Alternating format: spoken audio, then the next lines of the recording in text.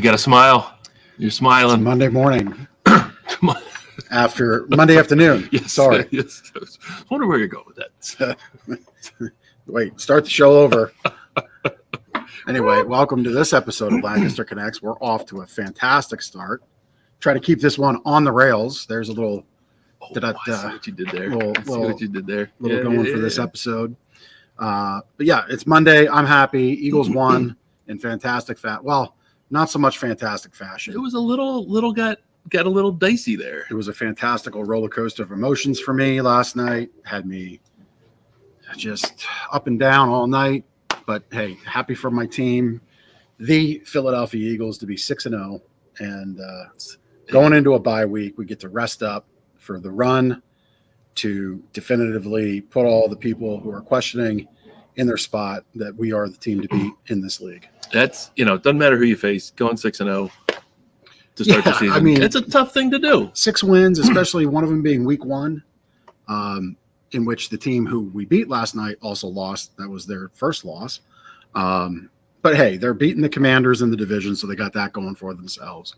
And I guess they're happy to be third place. I know I'm happy they're in third place. So that's that. That's right. That's right. That's that. Even the Jets are winning games. In a way, I think it's cool because everybody has their reasons why they love their team. I'm obviously into my team. If you're a Jets fan, I'm happy for you. If you're who else is doing good this year? I don't pay that much attention. The Dolphins were doing good. Yeah. They're kind of a little it just evades me right now. Who else is doing pretty good? The Giants weren't expected. Oh yeah, the Giants. Giants are 5-1. Giants are 5-1. I mean, that's why that game last night was so huge. All three of them would have been 5-1 if the Cowboys won. Yeah, but they didn't. We took up that banner. We just solved that problem for everybody last night. That's right. If you were a Philly fan in general, you had a great weekend. I mean, the Philadelphia Phillies stole that series from the Braves. Friday, Saturday, my brothers and father were down there. Friday afternoon, they said it was as loud as they've ever heard a Philadelphia ballpark. They've been to a ton of games. Even one of my brothers was at a World Series games in 2008. He said it was louder than that. Yeah. Just crazy environment. Friday they won. Saturday they won. So the Braves are golfing now. Braves are golfing, as are the Mets. So that's the other side of the Mets-Jets thing. Like if you're a Jets fan, you're probably a Mets fan. That's like two go hand in hand. So you're crying about the Mets, but maybe happy about the Jets. Well, been a good weekend for Philly, but it's been a good week for Lancaster. So Lancaster was voted best city in America. The best. By Wallet Hub. The best. It's number 1. So that's a lot to be proud of. So round of applause for you, Lancaster. Pat on the back. So does that make us the best podcast because we highlight Lancaster? That might, I think we need to just take that crown. Just send it to Wallet Hub. Grab it and put it on. We've already done the research for you. Here are the best podcasts in the land. Yeah. And Lancaster Connects is number 1. Yeah, I think we're the only one doing it. But hey, that doesn't matter. If anybody would challenge us, we'd take it up and go for it.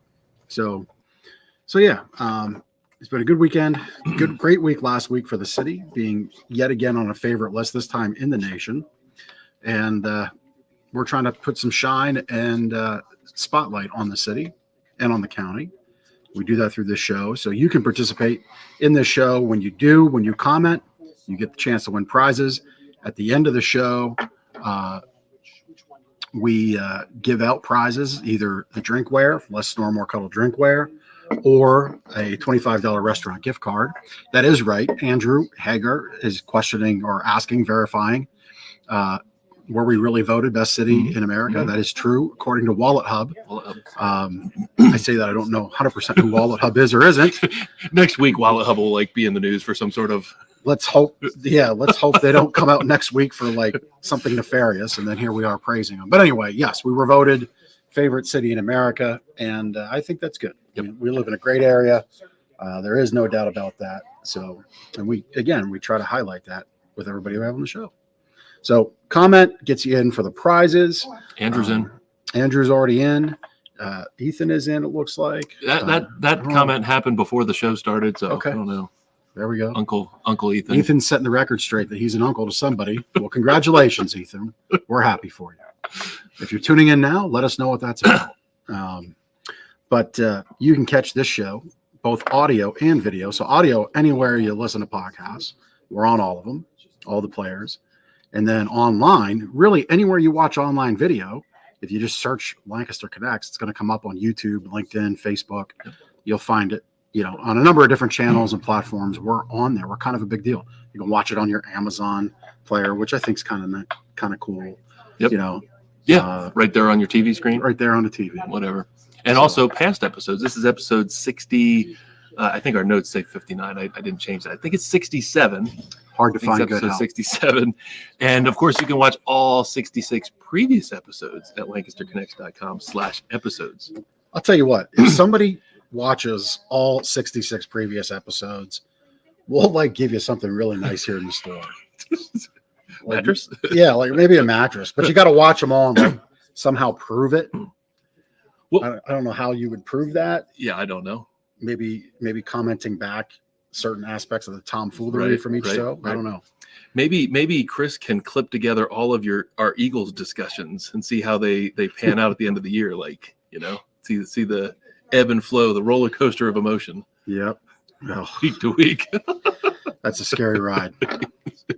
Anyway, our anniversary event is still going on all month long. October is always our anniversary month. Anniversary celebration includes free gifts. So you get some amazing free gifts just with purchase. We didn't pump the price up to give you the gifts. You're just getting them. Nice little gifts that you could use for yourself. The holidays are right around the corner. So maybe you pass it along there as a re-gift, but not in the Seinfeld way. No. Where you re-gift the label maker. So we've got free gifts. We've got long-term financing. There you get to sign Sleep and Dream for 36 months. So whatever you get that qualifies for that financing level, just on your approved credit, sign Sleep and Dream and then pay the bill. We want you to pay the bill in the 36 months. So there's no other nightmares of interest or penalties. But we've got that going on. We've got double deals going on. And we've really got some exciting product here. And we're going to make the product look even nicer. Tomorrow is going to be a really exciting day. It is. And we had the paint project a few months ago. The store looks fantastic. People that we know that know the store past, they've come in. We had a friend come in this morning and said, man, the store looks great. Well, after tomorrow is going to look even better. We've got panel dividers coming to create a little bit more privacy between the beds. Yep. We have people lay down on beds, it's kind of some it's maybe an uncomfortable experience. We're going to make it more comfortable. It's look, if you're somebody who lays down and a busy Saturday, one couple comes in and they're trying this mattress, and another couple comes in and trying this mattress. You lay back and you look across at the person who's not your spouse, and you're like, "How you doing?" That's a little different. That's right? That's how you try out beds. Well, we've tried out beds together. We have. We've had to test beds together. This is the thing. Motion separation is important, so we got to know if it works or not. Right. But anyway, so we're doing that again to give our customers a little better experience here in the store. Always looking for these slight edge things. Said in a couple shows ago, we do Reader's Choice mattress things around here, and tomorrow there's going to be a whole lot of those things going on.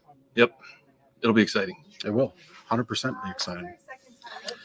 So, without too much further ado, we're right on time. We are on time. Yep, look at us. We're at the back of that window. Patrick Morrison, welcome to the show. Ben, Jeff, hello. Good to see you. Oh, hello. So you are with the Railroad Museum of Pennsylvania. Thank you for joining. Thank you for having me. I loved trains as a kid. Still have a train table in our basement. That's what I was thinking about when, we started getting the show together. Like, as a kid, you love, maybe trucks are your thing or trains, but like almost every little boy and maybe girl, like they love trains. And, at some point, maybe you maybe grew out of trains. But Patrick, I don't think has grown out of trains, right? Is that right, Patrick? No, we never fully do. They're still with us. Yep. So tell us more. What is the Railroad Museum of Pennsylvania? What is it?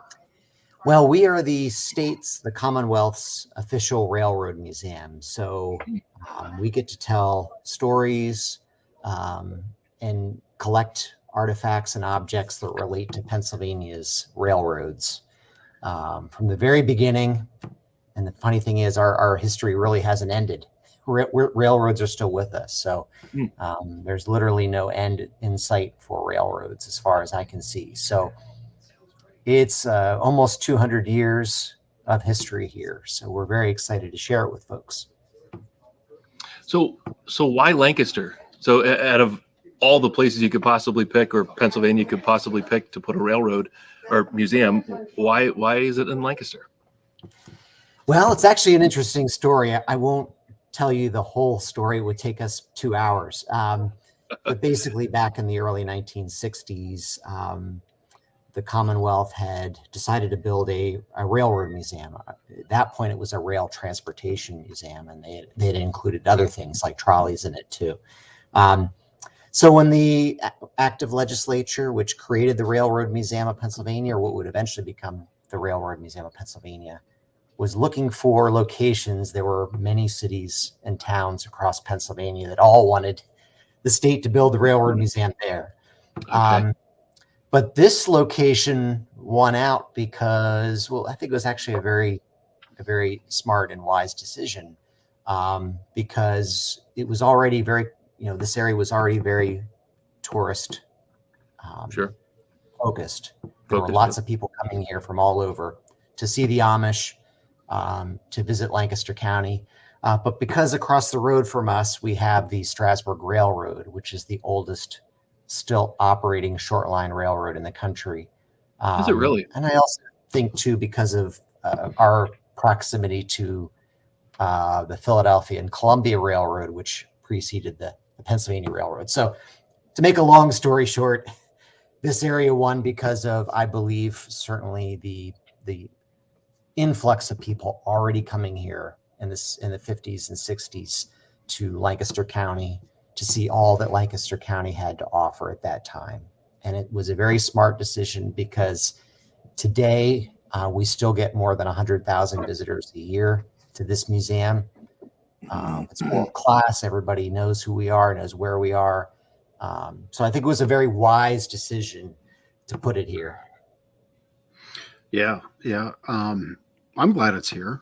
It's always nice to have these amazing community assets and state asset, I guess, here in your backyard. Yeah, absolutely. Like, I took my kids there, it might be 4 or 5 years ago, and I've been on 741 past the museum, I don't know how many, hundreds of times, living in Millersville, going back and forth, but and I've seen the museum off to the side. I'm like, oh, that looks cool, but I didn't really understand what was inside. I mean, obviously a railroad museum, but I was blown away when I went in with my family at how, like you said, professional the displays were, the amount of stuff that's in there, the amount of education and interactiveness that there is. I didn't realize it was so big. And then you go outside and there's even more outside. Really, really cool. I didn't know that existed in Lancaster. We get that a lot. We're one of the best kept secrets, and certainly in Lancaster County, if not the area. But there's so much railroad history here, and there's so many other railroad related attractions nearby. So this is really like coming to a Disney World for trains. I mean, it literally, you can't go too far without seeing another railroad related attraction. So This is a good place to come and visit. Yeah. I'm reminded my boys love to play Monopoly at home with us. And obviously we've got the Reading Railroad, which is the next county over. Any kind of historical connection to Lancaster railroads or railroading, like in, what would you say that is, pop culture, I guess, that's connected to Lancaster at all? Well, sure. I mean, things were filmed here that are railroad related, even going back to, Harrison Ford's film Witness. Oh, cool. And the railroad across the street from us, the Strasburg Railroad, which is a good neighbor and partner, they've had some movie film footage done there. We've had some stuff done here over the years, some smaller, very small productions here. So there definitely is not only sort of a childhood, lifelong, if you will, interest in trains. People are just fascinated by this stuff and this history. But people just, like you said, they come here and they're surprised how much there is here, and all of of the history that we have. And there are some things that obviously we don't have on display that are really cool, that we get all the time, or get things offered to us all the time. So, so you've got like some back pocket, off the show floor, off the show rail stuff. Can you share what one of those cool pieces is? Oh boy. Well, I mean, we have some really neat dining car china and silver. We have drum heads off famous passenger trains. We have, you name it. There's probably some aspect of that particular thing that we might have. Lots of, we have a very impressive world-class archives and library. People come here to do research from all over the world. And we send, people order photos and we send them to folks all over the world. So, wow, there's just so much here. We just got we just received a movie script from the movie Unstoppable that had Chris Pine in it. Okay. We got a script from that film not too long ago, which was pretty cool to see come in the mail. So we get some interesting things. What's like the biggest discovery that you've made working there? Oh my gosh. I'm a really big fan of World's Fairs, and we have many of our pieces here were displayed at various World's Fairs and expositions across the country, most notably in New York and Chicago. 1893 in Chicago, and 1939 and 40 in New York. And a lot of our pieces here have a history related to that. And the John Bull locomotive, which is this little green locomotive you wouldn't think much of, is actually really cool history here, cool stories related to that engine. We have a locomotive that was featured in the movie version of the musical Hello, Dolly, that had Barbara Streisand in it. The train rolls into town, and the locomotive on the front of that train is the locomotive we have here, number 1223, cool. Which I think is interesting too. So we have some movie connections just like that. We have some presidential connections, including a locomotive that pulled Warren G. Harding's funeral train. Oh, wow. So you dig into these stories and you find out some really cool stuff. We've had people come here to find out about any ghost stories that might be associated with. Oh, yeah. Well, Halloween time, right? So, So do we have any cool ghost stories that we can tell? I don't have any specifics that I can tell, but I can tell you that people believe they've seen things, here. And it's kind of hard to imagine that that's not a possibility with thousands upon thousands of people that rode in these trains. So we've got a question, Andrew. So he's asking your thoughts on upgrading steam and diesel to more eco-friendly, such as switching to renewables or GPCS fireboxes, which I'm hoping you know what those are because I have no clue. Any thoughts there on that? Yeah, I definitely think that that's the direction that they seem to be going, and we hope to keep pushing them to do that even more. As it stands, a locomotive, takes so many tractor trailers off the road because you have one locomotive or two locomotives or up to four locomotives pulling 100 cars, 150 cars. So you maximize and reduce the number of tractor trailers on the highway. So in a way, they're already more eco-friendly than a lot of other forms of transportation, but the locomotives themselves could get better, could improve more to meet all of our clean energy milestones, if you will. So I think we should keep pushing them to do that. Absolutely.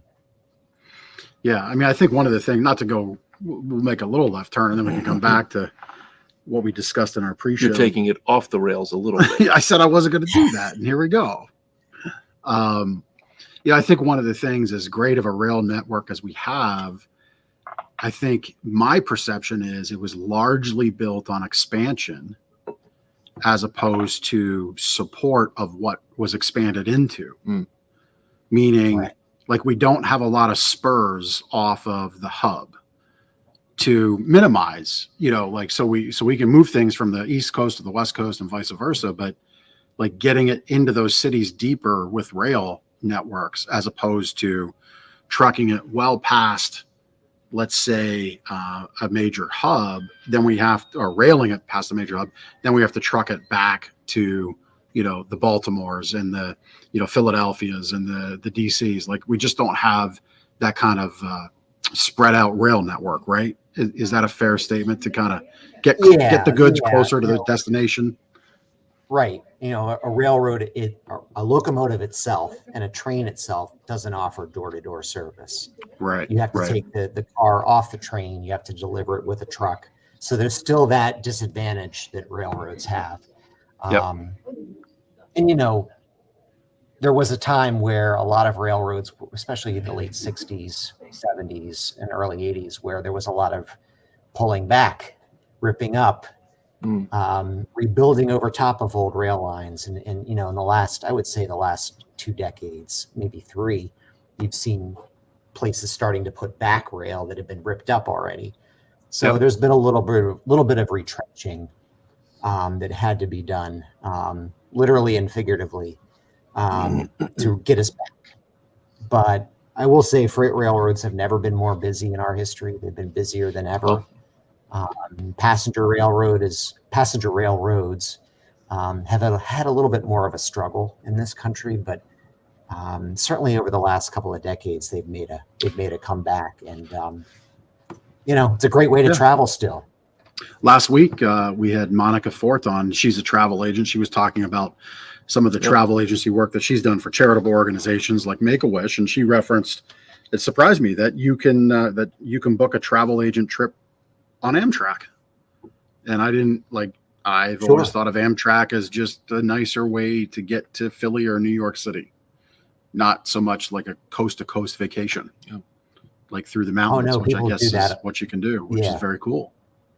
People do that all the time. It seems to be more and more popular. The Railroad Museum hosts some what we call rambles, which go to different locations and ride all their trains or experience all their railroad related attractions. And we've been working with AAA Central Penn for years. Yeah, there you go. So some of these are very interesting places that you go. And I've been on a couple, and I have to say, they put together a really good package to get people out to experience these exotic destinations. Some places that you might not think is an exotic destination ends up being pretty fascinating. Yeah, that's cool. We just got back we did a ramble. One of our employees here did a ramble to West Virginia, did all the railroads in that particular region. Just some beautiful places, especially during fall foliage season. It's the only way to go, for sure. My wife and I, we were, for our anniversary trip back in August, we were on the Jim Thorpe up that way. Yeah. The Lehigh Gorge, that did that little run, which was very cool. And I actually just made a note I need to, maybe I don't think she's watching today, but her birthday's in December, and I know Christmas up there is pretty cool. So maybe we do a little run on the train from Reading up to Jim Thorpe. That could be fun. That would be great. So what's there to do for families with your museum? When I say your museum, the Railroad Museum here in Pennsylvania, the Museum of Patrick. What can families do when they come to visit your museum? Oh, there's so much to do here. We always tell people the desk plan for at least an hour or two to enjoy your visit, but some people stay all day. Not only do we have full-size trains, and we have just over 100 of them, 100 full-size locomotives, rail cars, of all shapes and sizes. But during we started in 2015 with this project, but we have brand new exhibits that we unveiled to the public just after we reopened from COVID. So we have brand new exhibits to show off. Oh, wow. And so we have a little bit of everything. You're showing some images of Stewart Junction, which is where a lot of our hands-on exhibits started when that was built in 2000. But we've expanded. We basically turned that building inside out and took a lot of those interactive ideas and spread them throughout the museum. So we have a lot of interactives. I'm very proud of that. The work that everybody's done to put those together. All kinds of interactive exhibits. We don't open everything that we have, but we do open some of our trains so people can go inside, like that one, a boxcar there, that you can see inside and just kind of imagine what they did on a daily basis. That's very cool. That's like very metaverse-like. Yeah. Those are the virtual tours we have. We have virtual tours. I believe we have about 29 of them that we filmed. We actually have more than that we filmed. But most of them are 29 of them are up on the website. Wow. So there you go. If you're looking for something interesting to do other than watch television, take a walk back in time and check out the railroad right from home. Obviously, go. We want you to go, right? Because that's important. But what a great little supplemental thing to add into the experience. That's cool. Yeah. And these aren't. Oh, go ahead. Yeah, I was going to say, these pictures we're looking at, these aren't replicas, or these are the real things. These were on the rails. Real deal Holyfields. Yeah, there you go.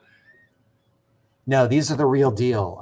We filmed them for a couple of reasons. We filmed them so we could certainly allow our visitors to use them. But some of these locomotives and cars we can't get into physically safely because they're fragile, they're old, they're delicate, or we've just restored them.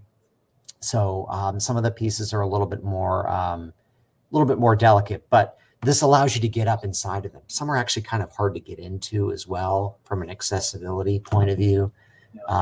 So these virtual tours allow visitors to see places that you don't normally get to go. Well, and I mean, if you're, maybe if you have a disability, mobility issues, what a cool experience where you still get to take in some of this. Maybe you can come to the museum and you're able to get around on the ground and kind of look up, but getting in would be difficult. What a neat experience. We're actually looking to do that here in the store, have the store scanned. We've done it once. Then we decided to go and do this big remodel, and so we'll have to have the scan done again. But we're looking, just as a little side reference, that's an experience we're looking to offer our customers. But this is really cool. I like this. Yeah, we're hoping to add more of these. We have more trains and equipment that we would like to add more virtual tours to, and more spaces, not just the trains themselves, but some of our collection spaces as well, because they're immensely popular. They're easy to use, and they get you where most of us can't get to very easily. Well, and I think one of the cool things with this is, I mean, I was reminded of this when I looked at like the tool display. There were like some hand tools that the mechanics would have used. I think what's neat to especially share with kids is that this was equipment that was built to last, but it took skill and a lot of knowledge to make it last. And, from an original engine or locomotive, a lot of people spun off of that with different trades and different skills, and they learned abilities, and they might have learned how to tinker and reconfigure something for better performance or improvements. And you get to see that like in the flesh, like you get to experience it.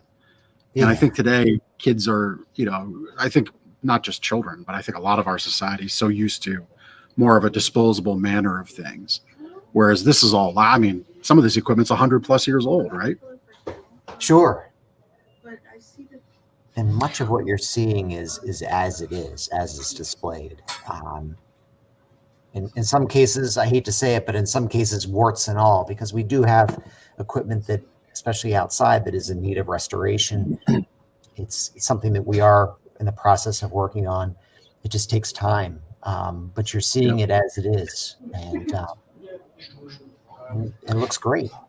Yeah. Let's talk about that restoration a little bit. So obviously it costs, you said time, but it costs a lot of money, I'm sure, to restore a locomotive and create these displays and virtual tours and whatnot. I'm also aware of the Friends of the Railroad Museum of Pennsylvania. Talk a little bit about them, and I'm sure that's where some of the funding conversation comes in. Sure. Yeah, they've been with us since 1983. They were chartered in 1983. So next year will be 40 years for them. So the Friends of the Railroad Museum really is our support organization, our fundraising organization. They provide additional staffing for the museum above and beyond what the state provides. And they allow us to sell memberships. So we have a membership program through the Friends of the Railroad Museum. We have a sponsorship program through the Friends of the Railroad Museum. So really the Friends of the Railroad Museum is indispensable to what we do. Provides us with the additional support that we need to be able to not only restore equipment, preserve our trains, but also to educate the public about them. How many people are friends? Is it, like, what's the size of that organization? Sure, we have it varies, but we average between every year between 1,600 and 1,700 memberships. So I would say, most of those memberships are family memberships. So you might have 5 or 10 people, somewhere in that range for some of the bigger families that we might have. So you're probably looking at more of a 5,000 to 6,000 people range. And they come from literally all over the country, if not the world in some cases. We get people from all over who are members of the Friends. And what are the member benefits for the Friends of the Railroad? Well, the most obvious one is you get free admission all year long for those of you who are included on that membership. So free membership or free access to the museum during the course of the years is the big one that people use. So in just a couple of visits, you make back what you would have spent in admission, buying a ticket. So that's the big one for sure. But there are other benefits as well. We have a lot of events during the course of the year. There are member discounts. There's a store discount for our museum store. So, I think it's one of the great ways to show your support of an organization is to become a member of it. Yeah. And certainly you get access to one of the, I think, arguably one of the best publications out there for trains, which is the Milepost, which is our membership magazine, which is beautiful, all color, lots of great stories, great research. So we're very proud of that as well. Yeah, very good. The last handful of years with education, people have turned to virtual education, hybrid education formats where, coming out to a place like the museum, I would imagine is really beneficial as an excursion and experience. Could dovetail into history, could dovetail into like trades and skills careers. Have you seen an uptick of people using the museum for educational purposes? I saw on the one page we had an education tab. Yeah, definitely. Certainly before COVID, we hosted, dozens of field trips, school groups, Boy Scout merit badge classes, outreach programs to libraries and schools and so forth. We actually went out to schools as well. During COVID, we like the rest of us, shifted gears and started developing a lot of virtual programs, some of which you can actually see on our YouTube channel, which we recorded a lot of those virtual programs that we did. During that time, we did like 50 virtual programs, more than 50. Wow. I think it was close to 60 when it was all said and done. And we'll still do those. We've been back to doing in-person school tours, in-person group visits. That's great. But we still have the capability of doing virtual material, which has been a really good outlet for what we do.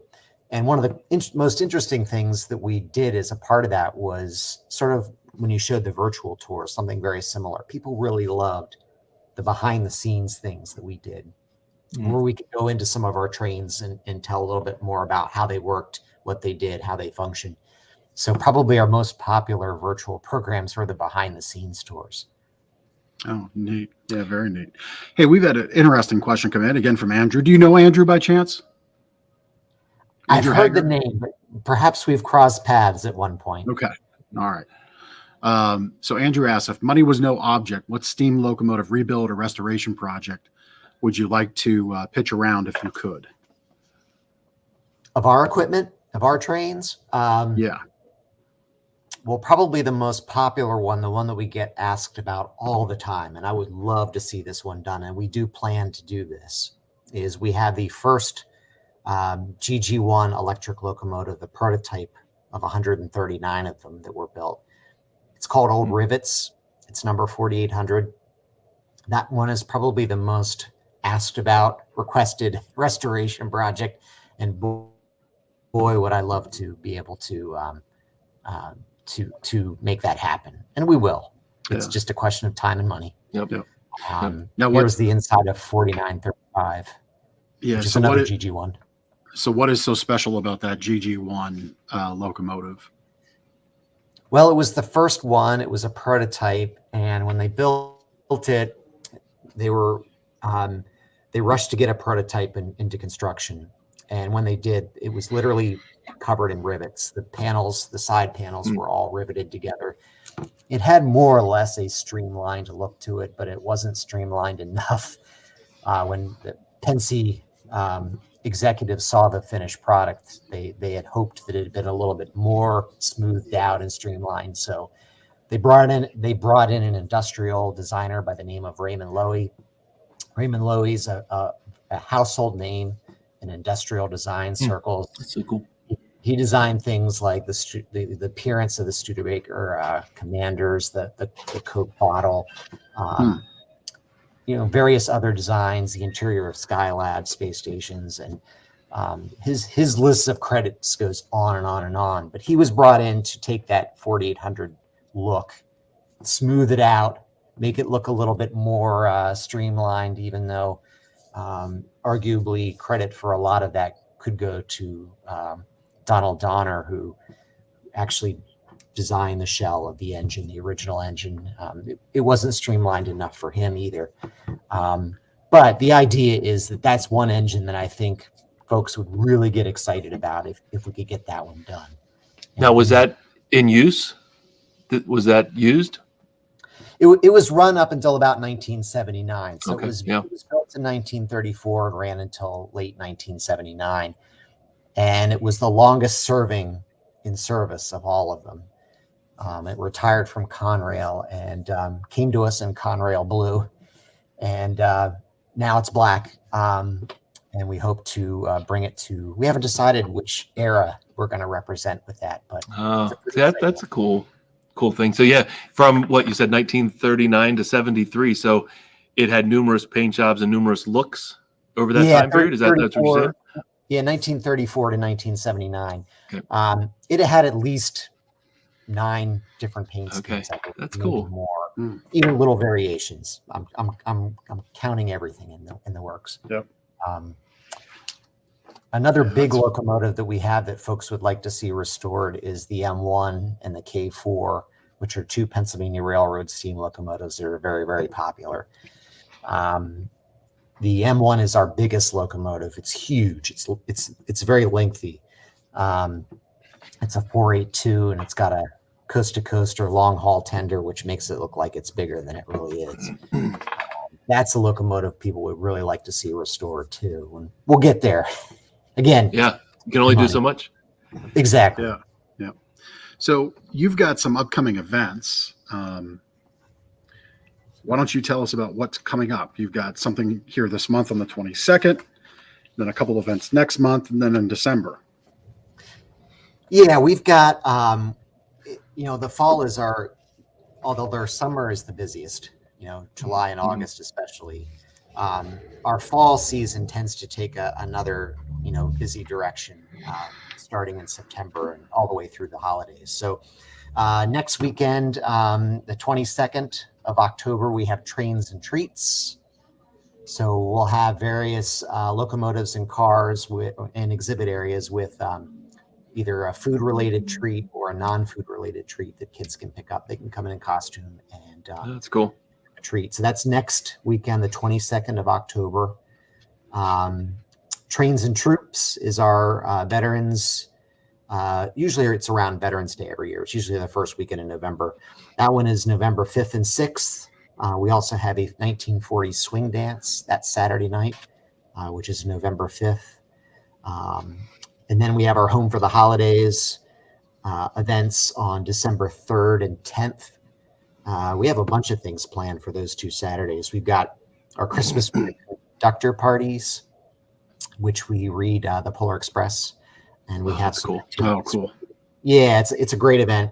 We have a gingerbread cookie sale, both of those Saturdays, which I should point out, a lot of these extra add-on type events, we will have tickets available on the Eventbrite site.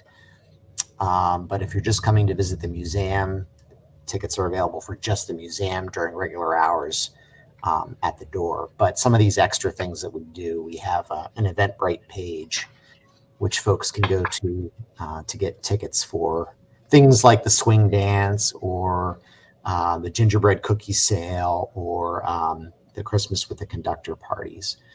So we have a lot coming up. It's actually I enjoy this time of year, even though we're busy.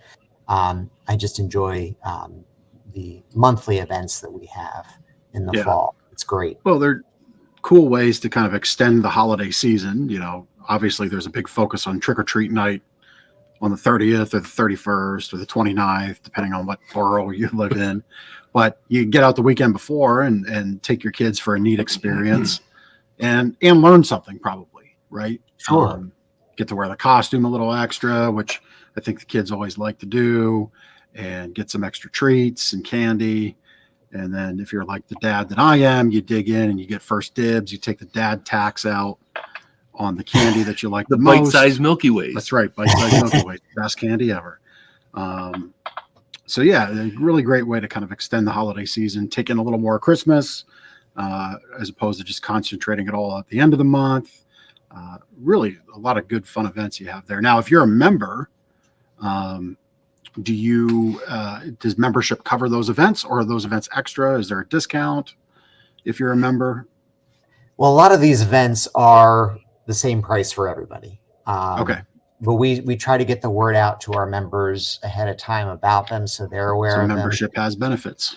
Membership does have benefits, yes. Most of these are the price is the same for members and non-members, but there are some things that come up that members do have a little bit of a discount associated with. But really, these are again, this place has a different feel during the holidays. It has a different feel at night. It has a different feel, as you're walking around, and certainly during the holidays with holiday music and things in the background. This is a really neat place to be, an interesting time of year to do it. So, yeah, Patrick, it's awesome museum. Your passion comes through. Like I said, I enjoyed my time there, but the museum doesn't run by itself, and it's certainly not run just by Patrick, right? You have an incredible organization there of people that support and work for the museum. And do you also use volunteers? Talk a little bit about your organization there and who helps you put this museum on. Yeah, we do. We've been very, very fortunate over the years, as long as I've been here, and longer, in the almost 50 years, and we'll be 50. This museum will be 50 in 2025, which is hard to believe. It's happened so quickly, but ever since the very beginning, this has been volunteer, largely volunteer driven, in the sense that we can't do what we do without the volunteers. We have a paid staff, obviously, which is very, very important. And I love my staff here. They're wonderful. But I also love to have the volunteers that we have, because they support everything we do. we wouldn't be able to get done what we do without them. They preserve our trains. They help with that. They help with our school tours and our day-to-day visitation. They do things behind the scenes. So yeah, our volunteer corps, it varies, but anywhere from about 150 active volunteers to somewhere in the 180 volunteer range. So it's a very sizable volunteer corps, and we couldn't do this without them, obviously. Yeah, and on the screen there, what's a junior volunteer? What's that about? So we have for kids who are under, he starts at 14, age 14. But there are certain requirements. They can't work too long. There are some set limits on daily hours, weekly hours, and so forth. But really, if you're a youngster and you're interested in starting to not only get involved in helping our guests and helping our visitors, but starting to see where maybe you want to go in terms of your career direction. Mm-hmm. This is a good place to learn more about that. And really cool. When I was a kid, when I was a teenager, I would have loved an opportunity to work in a museum just to kind of see what it's about. So I was really interested in museums. I loved going there. As a kid, I had a lot of different interests when it comes to history. So it's a way to really get some hands-on experience working in a museum or working with the public or giving tours or, trying to see where perhaps your interests professionally lie. So it's a good opportunity. And we do have some junior volunteers amongst our corps. We've always had some amongst our volunteer corps over the years. Yeah, very neat. Well, Andrew says he'd love to volunteer at the museum or the railroad, whichever comes first. So Andrew, I'd suggest you reach out and connect with Patrick. We put the contact and phone number, and there it is right on the site. So for those listening later, if you want to volunteer, it's 717-687-8628, extension 3009, or you email programs@rrmuseumpa.org to get linked up for volunteers. Obviously, if you want to make donations, that's always welcome, right, Patrick? Absolutely. You can do donations. You can be a member. We will be making a donation to the Friends of the Museum as well. So as for you joining us here on the show, because again, we always want to highlight great things in Lancaster, and if we can help support that as well, we'll do it. We appreciate it very much. Yeah, you're welcome. So we have the giving pages up right now on the website, which again is rrmuseumpa.org. So what's next for the museum? What are the big goals what's ahead? Next? Well, we have a number of projects kind of waiting in the wings. We have a roundhouse project that we hope to get off the ground in the next couple of years. We're working on, I know this doesn't sound very exciting, but I think it's exciting. We've got an outdoor signage project. We're redoing all of our outdoor signage to make it look a little bit more inviting and kind of identify us more as a railroad museum from outside. We've got a number of those kinds of projects. We continue to work on our steam locomotive collection. We've got some restoration projects which are ongoing. So I think that's pretty exciting. Are you going to do anything for your 50th? You said your 50th is coming up in a few years? Yeah, in a couple of short years, 2025. And I've been here for more than half of that, which I try not to think about too much, but it's okay. It's a long time. But no, we're kind of behind the scenes, taking a look at that milestone and figuring out how to best commemorate it. I was here for our 25th and our 30th, and so it's hard to believe it's been that long, but it has been a wonderful ride for sure. That's awesome. Very good. Well, I think on that note, got our connection cocktail. I think we've got it. Yeah, let's get to know Patrick just a little bit more, kind of dig into what he likes most about Lancaster and around town. You want to start off? We should first ask: are you a Lancaster native? My family is. So Okay. to make a long story short, I went to Millersville. I'm a Millersville graduate back in the early 90s. So I've been here for about 30 years, a little more than 30 years now. My father was born in Lancaster, my grandfather, my great-grandfather. So I am an adopted native Lancastrian, if you want to There say you that, go. or a long-time Lancastrian, not a native myself. That's awesome. That's awesome. So first question, what is your favorite thing to do in Lancaster? Oh my gosh. Well, I like to run and bike, but I also I'm a record vinyl record collector. So there are a lot of good record stores in the area, like Oh yeah, Stan, yeah. the others that I like to frequent. So I like to find places where records are still being sold. Absolutely. Pour into the record stacks.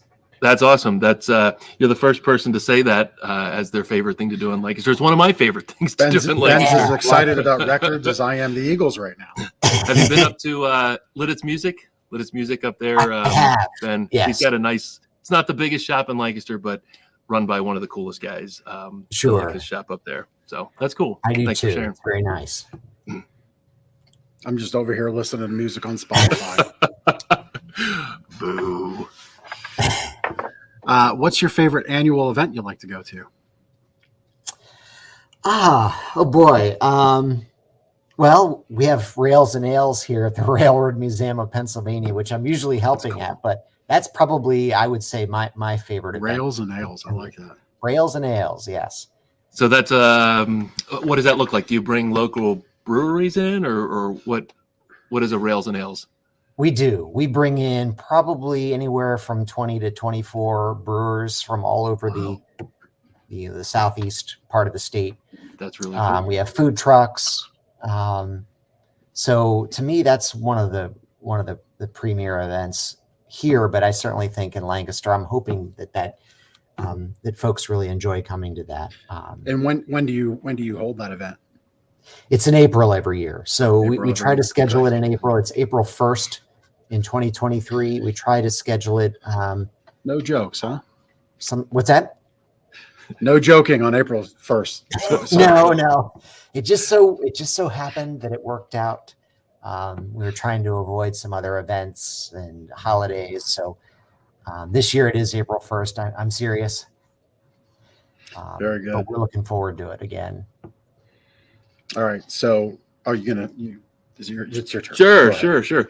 So let's say you have some friends and family from out of the area and you're bringing them into Lancaster. What part of Lancaster do you like to impart on them? Is there somewhere you like to take them or show them or do with them? Somebody that's not familiar with Lancaster, what do you like to highlight? Well, everybody likes to go to Hershey Park, but I usually recommend this part of town, this part of the county. Okay, yeah. There's a lot of people like to go antiquing or, like to get anything Amish related. This is certainly an area to go. Lots of shopping, people who like to shop, but also you still kind of feel like you're out in the country, which you are in many cases. So I think this part of the county is certainly one of the That's true. The more interesting and pretty, and got great views. There's a lot of bed and breakfasts down that way. Yeah, and definitely. You've got the miniature railroad museum. The name of it escapes my head. Well, there's the Toy Train National Toy Train Museum. There's a choo-choo barn. Yep. The choo-choo barn. That's the one. Yep. Strasburg Railroad. So you got a lot of railroad attractions in the area. Yep. Yeah, That's really cool. Well, we got the. Did you hear it? I heard the whistle. Yeah, I got it. Hear the train coming. It's coming around the bend. Right outside my office. Are you going to sing? No, I'm not going to sing. I'm not going to do it. Not going to do it. Patrick, this has been fun. Really appreciate you spending time here on the show. You want to check out all the events coming up. You got Trains and Treats on October 22nd, 1940 Swing Dance on November 5th, Trains and Troops same weekend, 5th and 6th of November, and then Home for the Holidays, Christmas with the Conductors on December 3rd and the 10th. So 2 Saturdays in early December. So no reason to not get out there this fall. Lots of things to do. Thank you so much for joining us. And that's at the Railroad Museum of Pennsylvania, where all of that's at. And thanks for spending time with us today, Patrick. We really appreciate you. Well, thank you, Jeff. Thank you, Ben. And it's been fun. Yep. Thank you. So if you would like to be a guest on our show, highlighting a great local venue like I keep wanting to say Reading Railroad, but that's not it. You're thinking of the Monopoly. That was always my thing in Monopoly. Yeah. Get the railroads, man, and you start dominating. Just tax people. Yeah. $200 every time you get all four of them. Yeah. That's the way to do it. Yeah. 100%. But anyway, the Railroad Museum of Pennsylvania. If you have a great venue like that, or a charity, or of a local hero, I'd love to highlight some local heroes as we get into the holidays who are doing good. Maybe they're getting coats for homeless people. Maybe they're arranging dinners at the holidays. I'd love to highlight somebody like that. We've got some spots open as we look to wrap up the year. So reach out, lancasterconnects.com/guest. That gets the process started, and we'll get linked up and get you on the show. Yeah, that's a great point. We highlight a lot of small business owners. Only do good ones. I know. And we highlight a lot of nonprofits and charitable organizations. But yeah, you do not have to be a business or in a business or run a nonprofit to be highlighted on this show. There's a lot of helpers out there. Yep. People that are behind the scenes. They're not taking credit for anything. I think those stories are great to highlight as well. Doesn't have to be a business. Yep, 100%. A lot of people behind the scenes helping out. People helping people. People helping people. Yeah. Doing good work. Now, not creating human funds. Someone like George Costanza could never be highlighted on. No. So maybe talked about on right. Lancaster Connects, but never highlighted. That's right. So one last reminder as we get the prize letter fired up, as we look to wrap up the show. We do prizes on the show. Get your comments in. We got a whole bunch from Andrew. We got Steve coming in. We'll see what the prize letter says, who wins this time around. My sleep better tip. So add this into your sleep routine, a warm up and a cool down routine. So obviously warm up in the morning, cool down routine in the evening. So whatever that is for you. Last night I was out before the game in my hot tub, which I hadn't been out for a long, long time. And I recalled just how nice it was.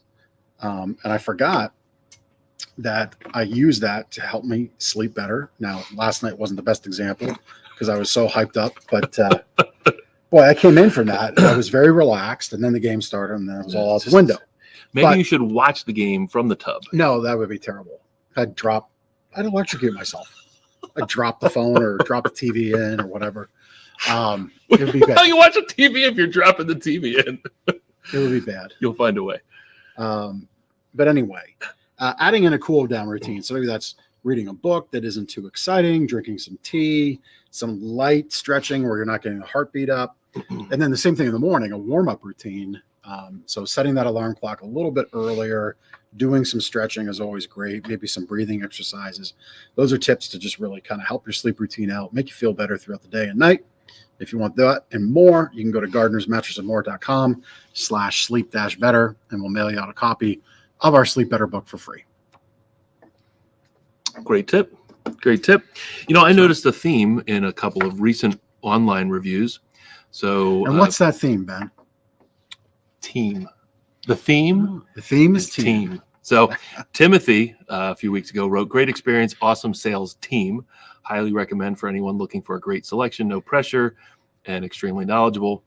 And then Miss Garber wrote, "After researching and talking to friends, I decided Gardner's Mattress was the place for us. I was above and beyond impressed with the customer service, knowledge, and quality of the mattresses I chose. Both men were equally helpful. I highly recommend to Gardner's for anyone looking for a family-owned business and mattresses that are made for comfort and to last." So, there's a lot of people that come in and purchase the first visit.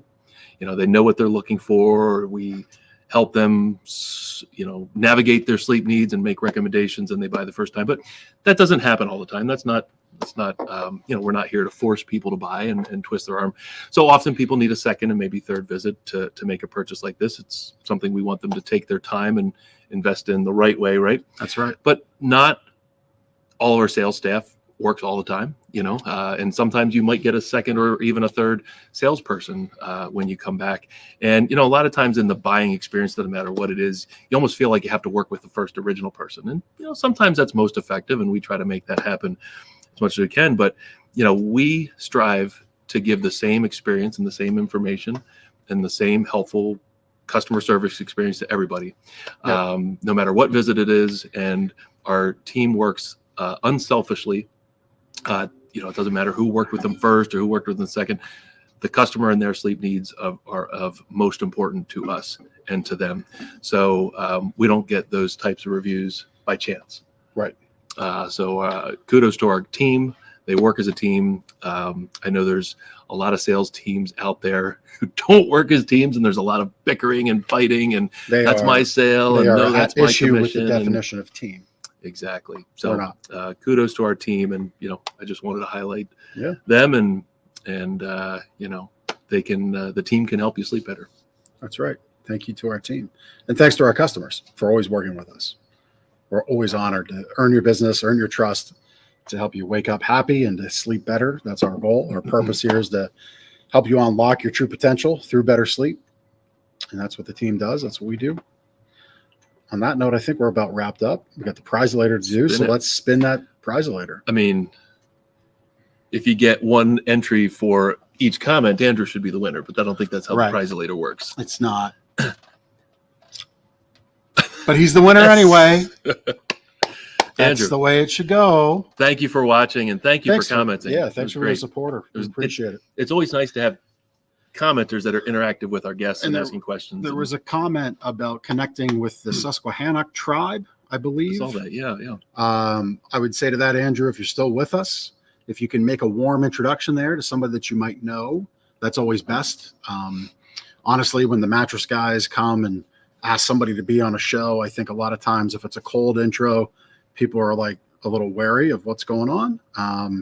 But if you could connect us to somebody with the Susquehannock tribe, if you know somebody there, that'd be great. And that goes back to our guest thing. Maybe you're not a local hero. You don't work for a business that it would be somebody we want to highlight here on the show. Or you're not a charity, but you know somebody there. Again, make that warm introduction, connect them to us. That would be great. You know who might be good there? It's a dude with the Uncharted Lancaster. I forget his name right now. Benson. Well, there's Benton, and there's oh gosh, I can't think. It's terrible. I can't think of his name. He's been on the show like a year and a half ago. Uncharted Lancaster. I'm sure he's familiar with the Susquehannock tribe. Probably is. He could be a good. Yep. There you go. Good person to highlight there. See, and that would be one of those tests. If you watched all the episodes, you would know. You would know who Uncharted Lancaster is. I should know. I can't. This episode comes full circle. That's that. Thank you for tuning in. We'll see you next week on Lancaster Connects.